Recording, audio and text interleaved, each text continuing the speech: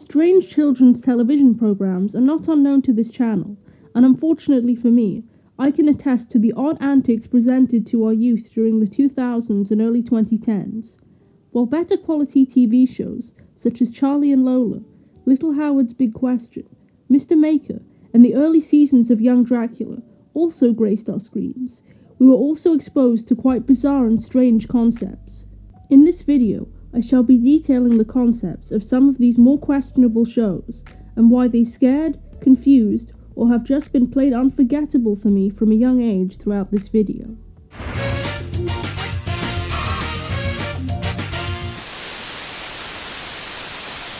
Based on the book series by Jamie Rix, The Revenge Files of Alistair had one season that originally ran in 2008. I didn't watch this show much at all growing up, but from what I can remember, it was about an evil little boy named Alistair who began a secret club using the internet in order to get revenge on people who they had perceived had wronged its members.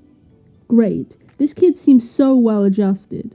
The only things I really remember from this show is his family constantly calling him by a shortened version of his name, Alice, and him taking offense to this, as well as one scene from an episode that always used to replay on television that I honestly have to say has stuck with me throughout my childhood. Alistair's siblings tell him to stick his head between two railings, where he proceeds to get stuck, and they, of course, abandon him.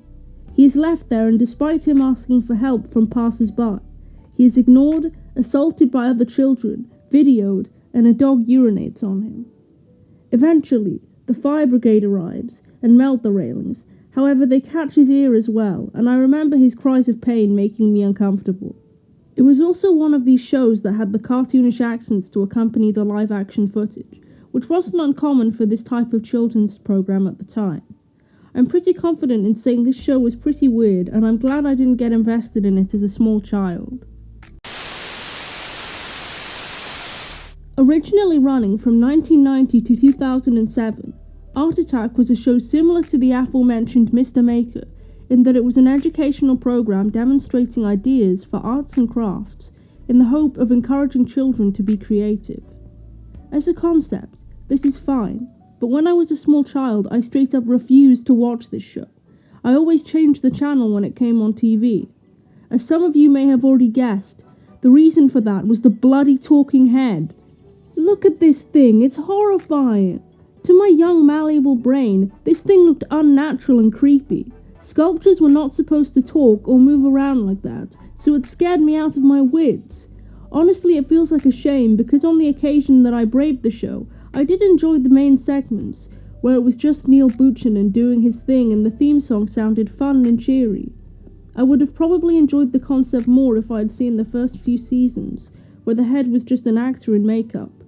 Even now, I can't really watch the clips of the head without feeling mildly uncomfortable. And of course, there was that weird conspiracy going around the tabloid newspapers. What you know about rolling down in the deep when your brain goes numb with the grind for free?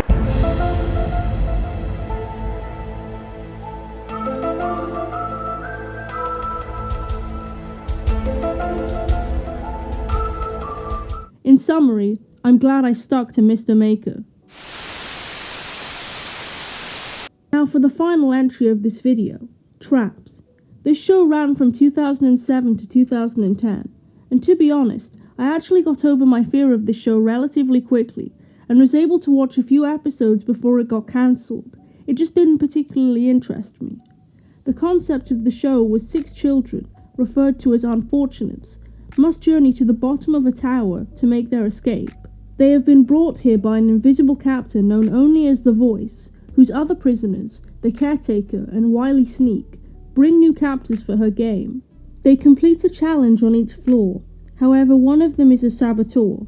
After each challenge, one child is left trapped on the floor forever, hence the name. While it was one of the stranger shows on television, I didn't think it was awful.